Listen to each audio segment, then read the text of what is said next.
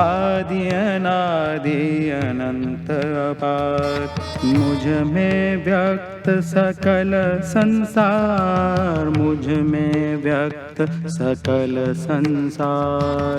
जटा गंग गल मुंड कपाल, जटा गंग गल मुंड कपाल। घोर घोरी महाकाल, सकल भुवन त्रिलोक प्रकाश। नित्य चिरंतन नगरी राजा, विश्वनाथ हूँ मसानवासी। मुझको प्रिय मोरी नगरी काशी, मुझको प्रिय मोरी नगरी काशी। चिर प्रकाश का नूतन विस्तार, आलोकित भया संसार।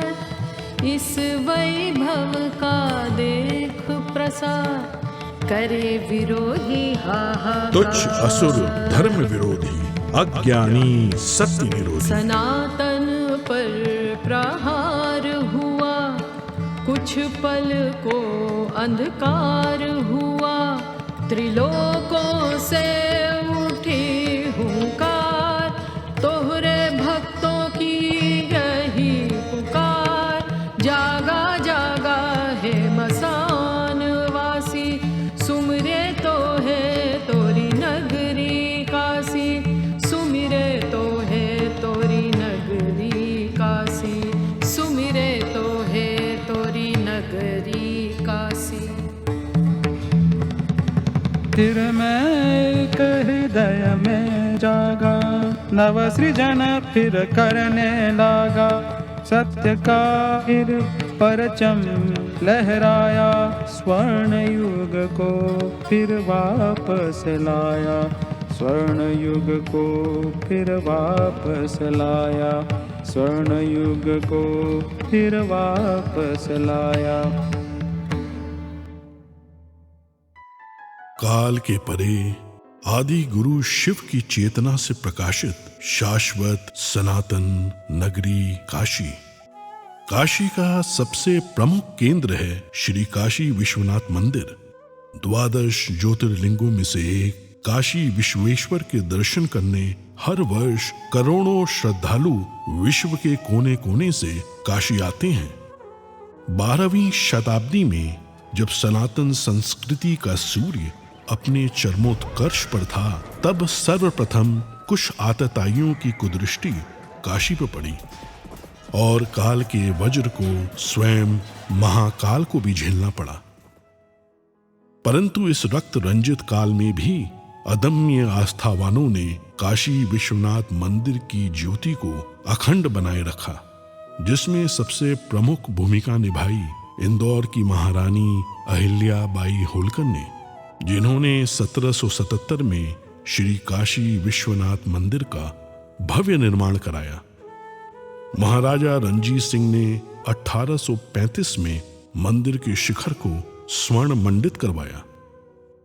अपने नए मंदिर में प्रतिष्ठित बाबा विश्वनाथ पुनः पूरे विश्व से अपने भक्तों को आकर्षित करने लगे।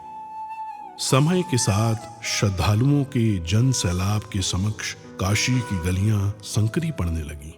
प्राचीन मंदिर अतिक्रमण में छिपते चले गए और बाबा विश्वनाथ का दर्शन भक्तों के लिए दुर्गम होता चला गया। 1916 में जब महात्मा गांधी काशी विश्वनाथ का दर्शन करने आए, तो इस क्षेत्र को देखकर उनका मन बहुत व्यथित हुआ। काशी हिंदू विश्वविद्यालय में अपने वक्तव्य में अपनी इस पीड़ा को व्यक्त करने से वो अपने आप को रोक नहीं पाए। प्रधानमंत्री नरेंद्र मोदी ने काशी का जनप्रतिनिधि बनने के बाद अपने परिश्रम की पराकाष्ठा और दृढ़ इच्छा शक्ति से काशी के सर्वांगीण, सर्वस्पर्शी और सर्वसमावेशी विकास की अभूतपूर्व यात्रा प्रारंभ की। प्राचीन काल में मां गंगा से जल भरकर सीधे बाबा विश्वनाथ को अर्पित करने की परंपरा थी, जो कालांतर में अनियोजित निर्माण के कारण अवरुद्ध हो गई। प्रधानमंत्री नरेंद्र मोदी जी ने लोक आस्था से जुड़ी इस विशिष्ट प्रथा को पुनर्जीवित करने का निर्णय लेते हुए मां गंगा को बाबा काशी विश्वनाथ से पुनः मिलाने का संकल्प लिया। जब मैं राजनीति में नहीं था तब भी जब यहां आता था, कई बार आया, लेकिन लग रहा था कि हाँ कुछ करना चाहिए, होना चाहिए। लेकिन पता नहीं, शायद भोले बाबा ने तय किया होगा कि बेटे बातें बहुत करते हो, आओ इधर करके दिखाओ। शंकरो महादेव देव, शंकरो महादेव देव, सेवक सब जागे, शंकरो महादेव देव। जब सबसे पहले प्रधानमंत्री ने जब मुझे समझाया तो एक कागज निकाल के उन्होंने अपनी पेन से पहले ड्राइंग बनाया। बोले गंगा से होते हुए चढ़ के पिलग्रिम्स ऊपर आ सके और ऐसे बनाना है कि उनका मन प्रफुल्लित हो जाए। परंतु सामने थी चुनौतियों की विशाल पर्वत श्रृंखलाएं। 5 लाख स्क्वायर फीट में विस्तारित काशी विश्वनाथ धाम परियोजना को बनाने के लिए आवश्यक था 1000 से ज्यादा भवन मालिकों को स्थानांतरण के लिए सम्मान पूर्वक सहमत कराना, अतिक्रमित मंदिरों को मुक्त कराना, सघन आबादी के बीच जर्जर हो चुके प्राचीन मंदिरों को बचाते हुए संक्षिप्त समय में नव निर्माण कराना। ऐसी चुनौतीपूर्ण परियोजना को अवरोधों और मुकदमों से मुक्त रखने के लिए माननीय प्रधानमंत्री ने संवाद और समन्वय का अद्भुत मंत्र दिया। उनकी इस दूरदृष्टि से बाबा का धाम तेजी से अपनी पूर्णता की ओर बढ़ने लगा।